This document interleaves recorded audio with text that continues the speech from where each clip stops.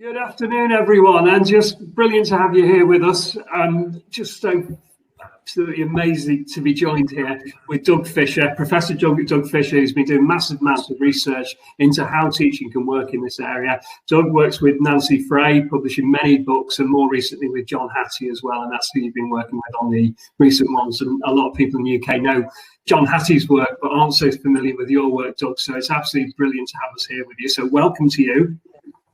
Thank you. Good to see you. And a big welcome to Katie as well, who'll be popping in a little bit later on. So we're going to kick off today. So what we're looking at is the new normal. What does this actually look like now? And we obviously get access to everyone all over the planet to see who's doing the most advanced work in this area. And what Doug's been able to do is bring all the research together. I mean, the fascinating thing in Doug's career is that he's not only is he a professor, he runs a school as well and still teaches on a daily basis. So, and well, alongside Nancy as well. So you get to try out all these ideas. You're not just talking about what could be or what the research says. It's how does that actually work in practice, and then covering right through from the practical of how do we teach this, but getting right through into what's happening in people's minds here, and how should they be approaching this? How does assessment work in this situation? So we're going to be a tour de force, I think would be best description of this one as we get into this, if that sounds okay with you, Doug. So without more ado, we'll get started and crack on. So enjoy. You've got the chat room open there. Please say where you're from, who you are, and then ask any questions you've got as we go along. We'll have a bit of time more at the end as well, where we'll tackle those and we'll help you along. So what we're trying to do is get you in a position where you really understand what all these touch points are that make the new normal teaching absolutely excel. Okay, so without more ado, Doug, over to you. Great. Thank you. So there's a slide. So you're learning from a distance, and I believe so can your teachers and students. Whatever the format of school looks like, teaching and learning are still really, really important. Whether you're in distance, blended, remote, hybrid, high flex, simultaneous, physical, or whatever other names we come up with for school, we still want to think about the teaching and the assessment processes we are using. So a few things we've been learning, a few things we've been talking about that I think start to transcend the formats of school. One of which is around engagement. And engagement is an important process, important idea to talk about. But most of the time we're talking behavioral engagement, as a student leaning forward, looking at the teacher, tracking with eyes, whatever. But there is a new continuum of engagement that I think is pretty cool. And it puts a passive to active continuum in both directions, on disengagement and engagement. And it suggests that any move to the right will increase the amount of learning that students do. So we've adopted this. We adopted this in March. It's been very fascinating to watch teachers take this on and help students define what it means to participate versus invest versus drive. And we have teachers who've done entire lessons in blended learning, simultaneous, remote, everything, where the students they are defining what it means to avoid a lesson, what it means to withdraw during learning, what it means to participate, and all the way up to driving. It's been really good, I think, to teach students and their families the language of engagement so they can make conscious choices. Now, all the way to driving, you set goals, you seek feedback, you assess your own learning, you monitor your progress. That category of driving are really a set of mind frames for students. And we've been working on these for several years, and we have modified and revised them in this current space. But there are 6 mind frames that allow students to drive that we've been working on. And they take shifts in teachers' behavior. How do students know what it is they're supposed to be learning? How do students know where they're going in their learning and develop some confidence? How do students select tools? Meaning their teachers have given them a variety of tools and provided them opportunities to select. That students seek out feedback, not wait passively for their teachers. They understand that errors are part of the learning process. They have tools to monitor their progress, and they recognize their own learning so that they can teach others. So this is a huge bit of our work around building these mind frames for students. Okay, yeah, Doug, just because we're very familiar with mindsets in the UK, I'm just wondering if you can give us a quick difference between, as you would see, between mind frames as a whole and mindsets. I know there's a lot more specificity in what you're saying. Yeah, and so and with John, he came out with the mind frames for teachers, and that was the first foray into this. Is across the visible learning research, what would be the set of habits, I guess I would say, that we wanted teachers. So then we started saying, well, if teachers have to develop these habits of mind, what would students do? And eventually we moved into what would leaders do. So now there are mind frames for leaders, mind frames for teachers, and these are the mind frames for students. So I think they're similar to a mindset you have, but those tend to be in like the dichotomies, you know, so people tend to talk about a growth mindset versus a fixed mindset. We're looking at learning habits with our students. What are the habits that we want them to develop? So that the other way to call this, actually, I think, is self-regulation. How do students learn to self-regulate their own processes for learning? It's interesting. I was talking to Dan Willingham about a couple of weeks ago, and he was saying, yeah, you can do all the memory work and everything, but without that and that kind of resilience and engagement that's coming from within the pupils, then the rest of it's really, you know, you're wasting your time. Yeah, so a little quick comment on that. I think we all told ourselves,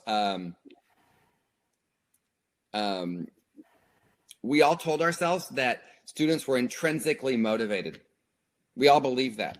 And when we closed schools physically, we saw lack of intrinsic motivation. And so bringing schools back better, we need to think through what it means to be intrinsically motivated to learn and build some of those mind frames, habits for students. So what you're bringing is a lot more specificity to this work and the notion of continuums as well, which are very, very helpful. Thank you. Teacher credibility, powerful influence on learning, didn't change for distance learning. We're still doing it. Teacher credibility is among the highest effect sizes that we see out there. There are areas of teacher credibility that have been in the research. And this is, again, from the student's perspective. Does the student find that teacher credible? Do I trust this teacher? Do I see this teacher as competent? Is this teacher dynamic, passionate? And do I feel a sense of closeness or immediacy with this adult? The same exact strategy, the same lesson, taught the same way, could get different results based on whether or not the students believe they can learn from that adult.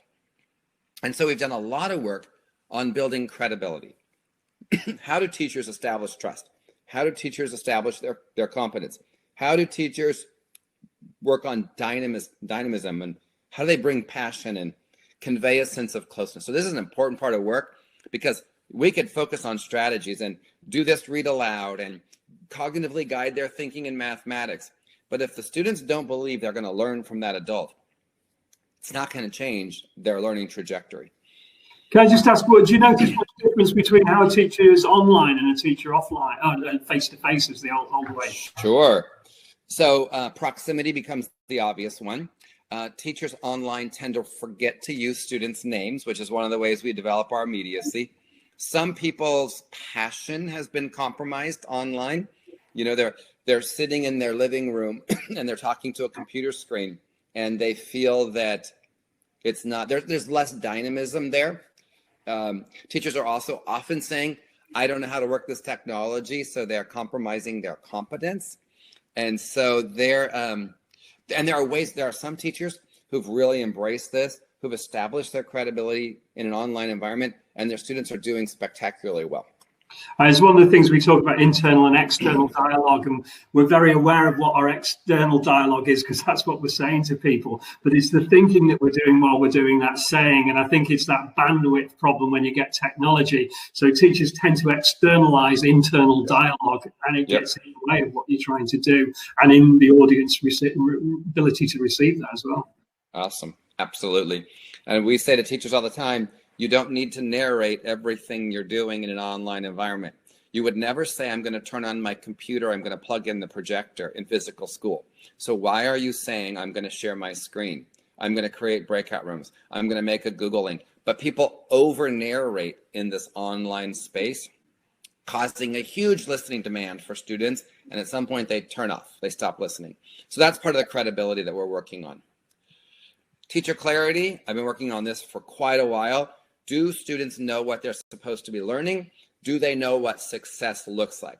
Am I teaching with clarity? Do my students understand, here's what we're learning, here's why we're learning this, here's what success will look like?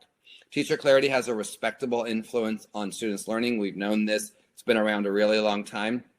We created these 3 clarity questions several years ago. What am I learning today? Why am I learning this? How will I know that I have learned it? In distance learning, we started asking students to share their own, to video themselves, answering these 3 questions. So our students do it twice a week. So some students do it each day. And now this is a new normal for us. We want students to be responding to these questions because they're great exit slips for the teacher. So I'll show you a couple of quick examples of students responding. They're recording, we use Flipgrid, so they record them on Flipgrid and share them with their teacher.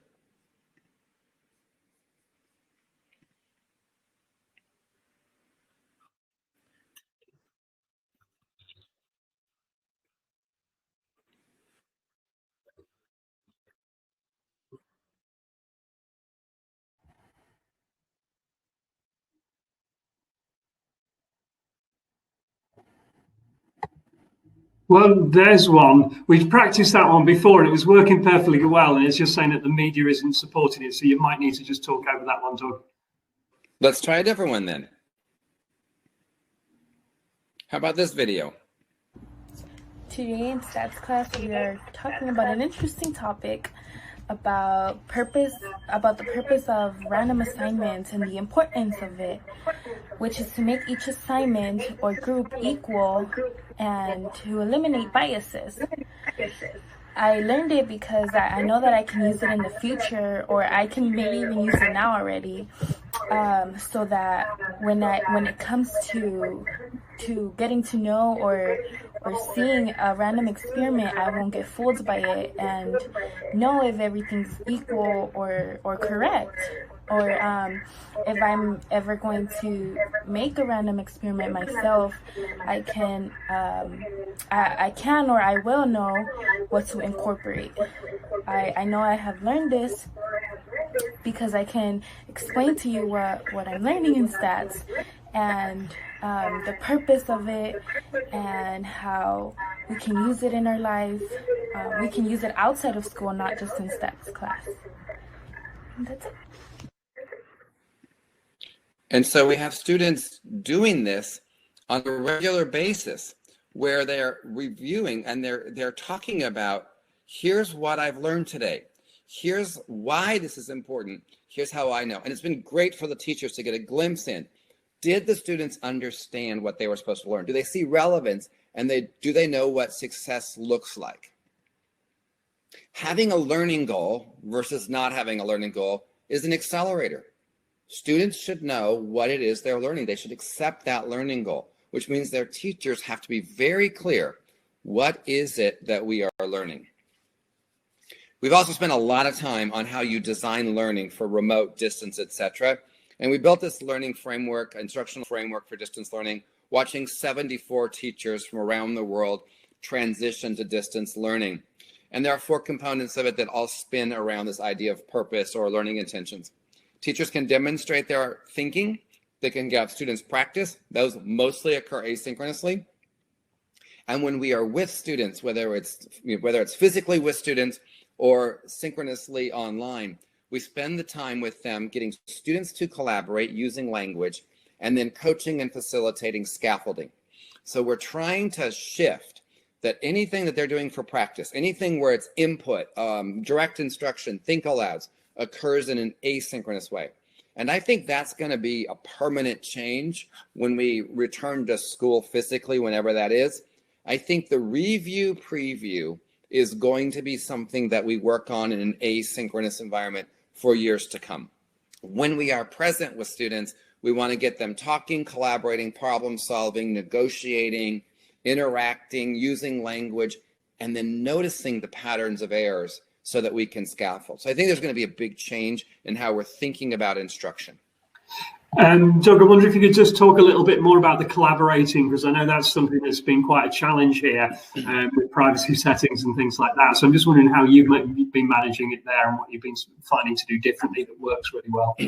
So when we did a 7-week study on breakout rooms of different platforms, and a couple of things: limit the amount of time. If you limit the amount of time, under 10 minutes seems to work. At 10 minutes, they seem to go on vacation.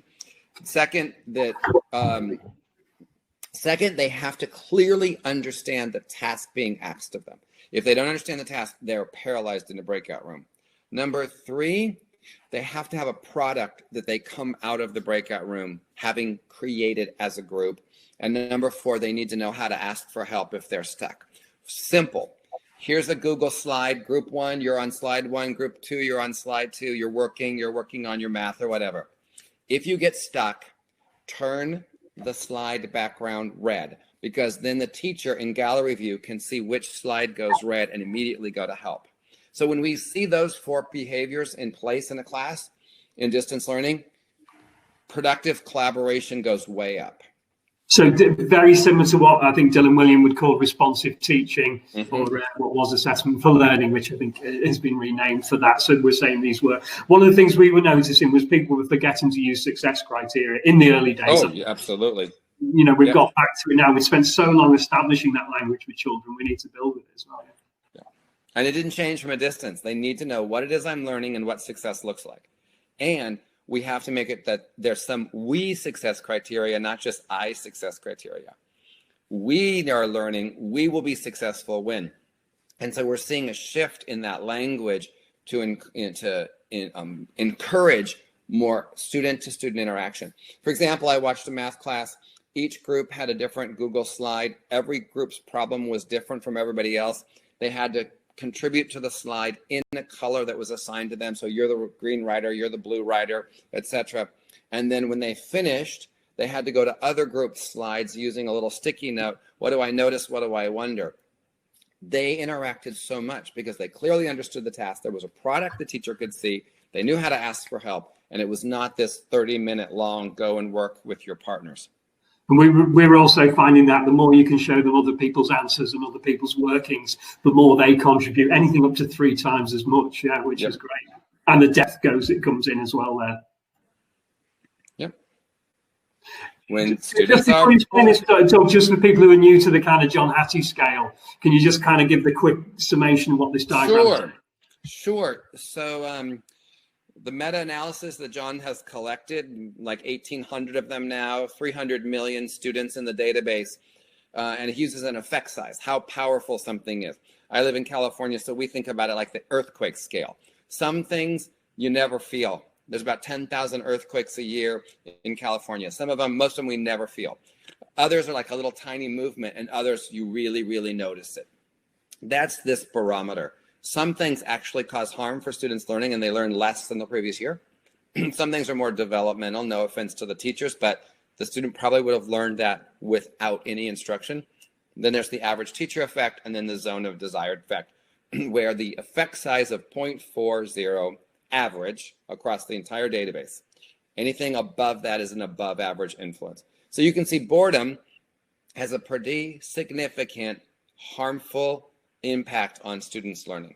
When students are bored, they actually learn less this year than they did the previous year. So this has a negative, it's a regressive effect on learning. One of the interesting effects pre-COVID for distance learning was interactive video.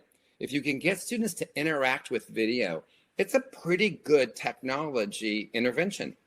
So for asynchronous learning, we do a fair amount of getting students to interact with the video. So I'll show you a short clip of one, and I hope it's going to play for you. This is publicly available video. The teacher brought it in to have students interact with questions.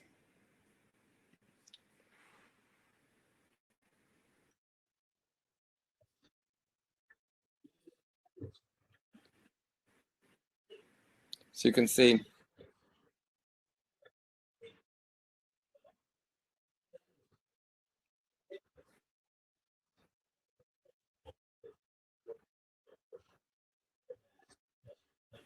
and it pops up a question, and it won't play until the student answers the question. Now, these can be forced choice, they can be dichotomous, they can be constructed response, they can be open-ended, whatever you want. But the video will not play any further until the student interacts with that video. And when you look at some of these, there's some pretty powerful ways to get students to interact with those videos.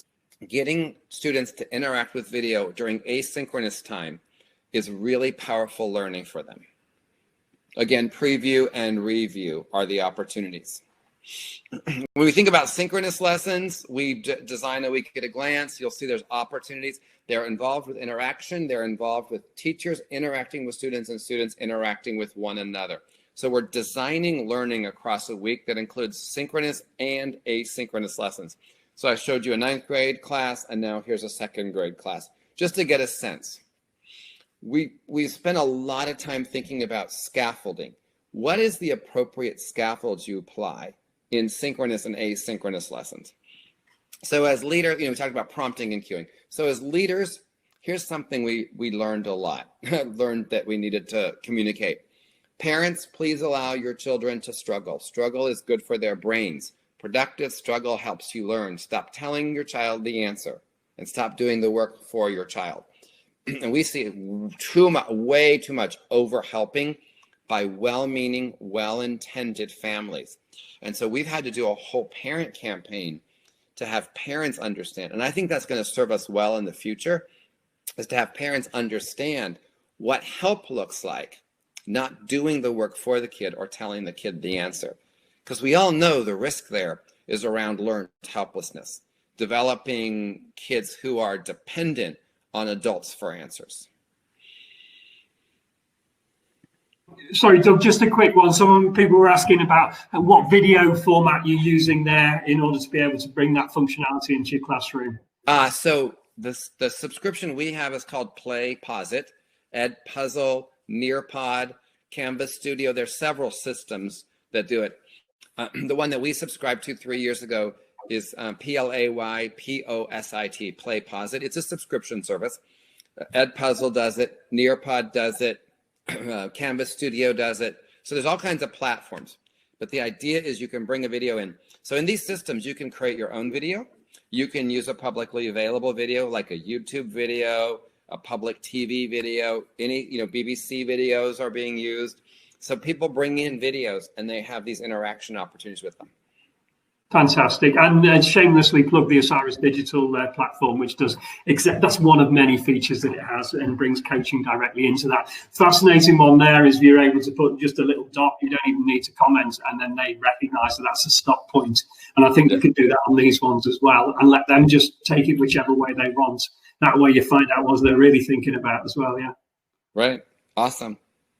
It turns out assessing learning has been a challenge in remote, blended learning. What we see a lot of is students going on the internet and finding answers. And so assessment has become a big issue for us. And I think it's going to change permanently. I think there's some really good things we're learning. Now, we've known about response cards for decades and decades and decades. Response cards are associated with higher levels of learning, less disruptive behavior, more time on task. But a lot of people aren't using response cards. And so I think, and we are in distance learning now, we're seeing them everywhere. I see response cards almost every day when I visit classrooms. So we're seeing a lot of that. And I think when we return to class, people are going to reinvest in these response cards. So I'll show you a short part of a lesson where teachers using response cards.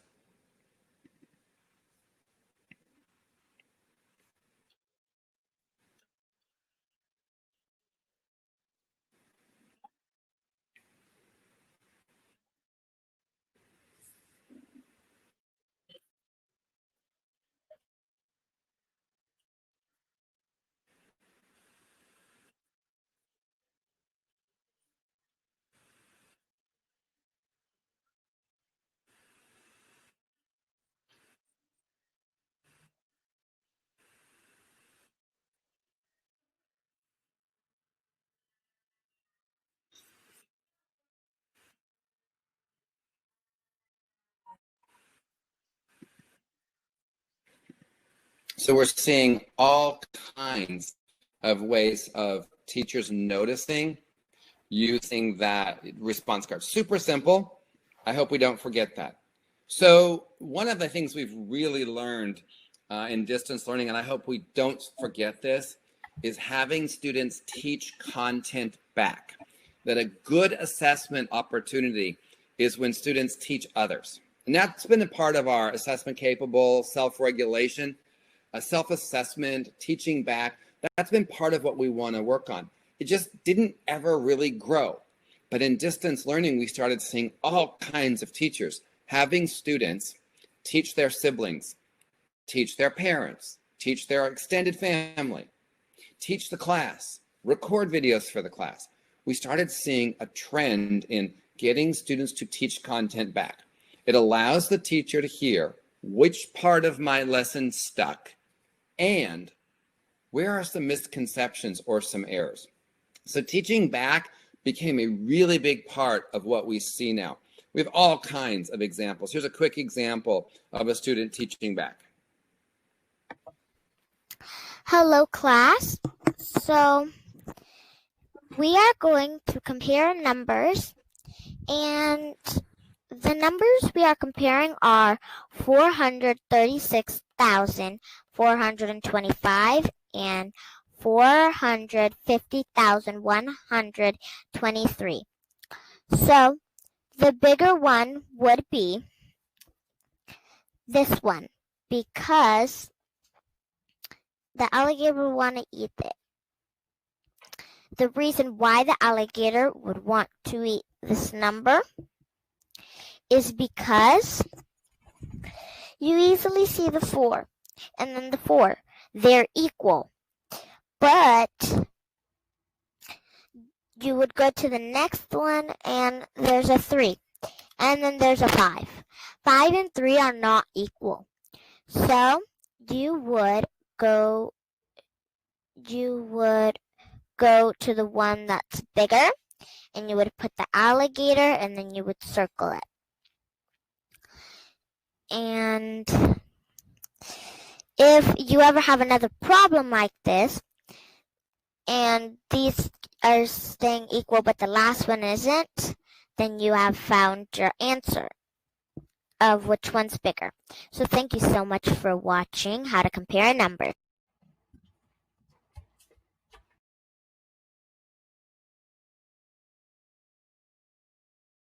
So yeah, I think you're on mute there, but Doug. Yes. And if you know this system, the next one plays and the next one plays and the next one plays, and it gives the teacher a sense which things stuck. The last point I'll make is we've got to increase student self-assessment. We've talked about this for years. Students own their own data.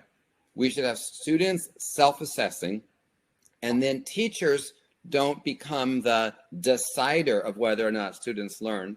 Teachers become those who validate the self-assessment or challenge students on their self-assessment. So we started seeing these things called no-show charts. So there's a success criteria at the top. In this column, you list all the things you know about that success criteria. In this column, you list all the ways you can show it. No-show charts have become very common. Here's an example of a no-show chart in elementary. A more narrative one in science. And a list in history. These are powerful ways for students to say, here are all the things I know based on the lessons we've had, and here's how I can show you the things I know. We're also seeing new rubrics. So this is a partner talk rubric, so students can self-assess their own level of partner talk. We can use single point rubrics and have students, what are your grow opportunities and what are your glows? Where are your strengths and where do you still need to learn? And then the teacher can validate one. Here's a writing rubric, single point. And then here's an example. And you can see on the left, the student's work. And look how much easier it is for the teacher. Validate, check, check, I agree with you. Here's some comments. Here's some things that are on my mind. Because the students own their data, the students should be self-assessing and monitoring their own progress. So just in terms of the evidence there, what sort of difference are you finding that makes in terms of student outcome? Well, it's the highest level of self-regulation is when you own your own processing. So when you get really strong, when students have really strong estimating of their grades, estimating of their success, and understanding the data, the feedback data, we're seeing, John would probably say 1.33 would be a reasonable number for that, super high. But the teachers have to change behaviors if we're going to get students to self-assess like that. So I think, sorry, yeah, go ahead. So I was going to say, so John talks about student expectations or expectations as a kind of general topic. And I think in the UK, we can get a bit mixed up here in terms of what we mean. So just to lay it on the line, high teacher expectations about a 0.46 effect size. Yeah. Parental expectations of the child being high is about 0.7 effect size, but when you get to the children's expectations themselves, which is what we're talking about here, really, 1.33, something like that. So you're looking at what, 3-4 times the effect that you're having from that. But this is the nitty gritty of how do you achieve that. It's not just I want to do well in this. You've actually got real evidence in that. Yeah. Yes, and that's the key. And if we can ever have students, they need tools to self-assess. They need time to self-assess. They need to be challenged on their self-assessments. But that's the point. Do I own my own learning? Do I expect that I'm going to achieve this level? Here's my success criteria. Here's a tool I can use to judge where I'm at. That's where we need to go, irrespective of the format of school. So some of these things that we've been thinking about and learning about in this rapid learning phase of full remote learning, how can we change the structures of school for the better based on what we learned? That's what we want to process, to think about, and to support. Fantastic. Well, thanks so much, Doug. There's a massive amount there just trapped into that small amount of time. And I think that's just a little portion, a little sample of the program. Because I think the one thing that we're noticing is it isn't just treating these as kind of individual tips. It's how do these all blend together to make it a very front to back, top to bottom, supported, accessible way of working. So if there's any other questions out there, do ping them across, because we don't get people like Doug coming around very often. So as I say, was actually through that. I think people really enjoyed in terms of what you've been talking about and stuff there. You did talk a little bit into the future. So if I just asked you to glimpse post-COVID, what would you imagine, or what would you say would be the 1, 2, or 3 things that as a principal you would certainly start to be acting on a lot more? Well, I think we're going to really change our assessment tools under the, lock and key, like we have this papers, we protect them. We supervise students doing the assessments. I think that's going to be gone. I think we're going to see completely new forms of assessment as a result of this. And I'm happy with that. I do think students are going to be asked to do a lot more self-assessment. And I think that time will become less relevant. We're going to have less of, you must have 55 minutes to learn this. And the same 55 minutes for mathematics, science. I think we just need to think about how we use time and not divide the day. You must have the same 55 minutes each subject each day, or whatever it is. So there's some things like that. My worry is that we go through this painful experience and we learn nothing from it, and that schools go back. So I don't like to say when we go back to school. I say when we return to school physically, because I don't want to go back to January and February. There are things we've learned that I hope stay with us. I was talking to Professor Stephen Heppel yesterday, and he was talking about how every 75 years there's a significant shift in education. In 1800, it was when religion and the church really got involved and Sunday schools were born. And you're looking about 75 years later, industry started to grab hold of schools, and that was part of the structures that we've still got today. So it's fascinating hearing that, where we have these hour and 10 lessons because they fit in with the logistics of the school. And then just towards the end of the Second World War, family values became much more important, and we had the birth of the pastoral care and the more caring system and structure. And he was saying, well, what's going to happen now, because this is the next 75 years? And he said, it's going to be children. They're going to be the focus of it, and it's going to come out of what they can do. And I think so much of what you said there really mirrors. Someone's asking their secondary, high school, how would they work across there? And I know what I think I know what you're going to say here, but what would you say? Because we've used it quite a few examples. Say that. What is what work in high school? Sorry, so for secondary schools, for older high school students, how much do these strategies work equally well or not so well? And someone asked about special ed students as well. Well, I work at a high school, so all of these things, I'm a director of a high school, so all of these things are in play in our school. I work at an inclusive high school. 18% of our students are identified with disabilities, and they are all in regular classes with supports from the systems. So I feel like we're really showing what's possible in terms of the next generation. I saw a comment about summative assessment. They went by pretty quickly. Here's an example of a summative assessment that was invented for me in this time. The teacher gave a math exam, completely filled out, already done, all the problems worked, all the work already shown, handed it to the students electronically and said to them, the test is already done for you. Your job is to assess the test, figure out where the errors are, and tell me why the errors were made. And he got his students actually into error analysis, which is much more conceptual and less procedural. And when he got the results back, he said, I am never changing this. I got better thinking from my students by having them evaluate a test, to grade a test, essentially. And I guess it changes the whole psychological perspective with which they approach it, because they're trying to construct their own learning. Someone's just asked about the hybrid lessons and hybrid learning, because often they'll have pupils at home and pupils in the classroom. And I think that might be something that's going to grow and grow anyway. Yes. So I wasn't sure what hybrid meant to you, because we call that simultaneous learning here. Hybrid is a different meaning here. So for us, for simultaneous learning, we partner a student in physical school with a partner at home, headphones on for collaboration. It's working really well to do that. We have some asynchronous time for the kids learning from home while the students work at school. And then the teacher is meeting with small groups of the kids at home, because we can't bring the kids together physically to a small group instruction. So the teacher's having the students, some are collaborating with a partner at home and then meeting with small groups who are remote. Right, fascinating. It's just so simple when you say it like that, but so many times people are recording the whole lesson and the poor kids have got to watch through a distance lesson, which is kind of... We don't want them watching TV of school all day long. So simultaneous learning cannot be watching TV of my classroom, and it also cannot be a webinar.